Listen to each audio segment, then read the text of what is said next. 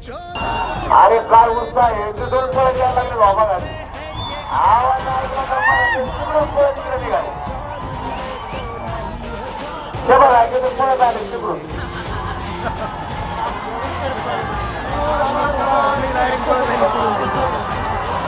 ऐका ना हे बघा भाऊ आपलं असं ठरलं होतं की आपण एक दोन दाखवायचे मुंग्यासारखे मराठी आले पाहिजे असं ठरलं दोन आपलं असं ठरलं होतं की अशी संख्या दाखवा की सरकार मोठाला बी नाही गेलं पाहिजे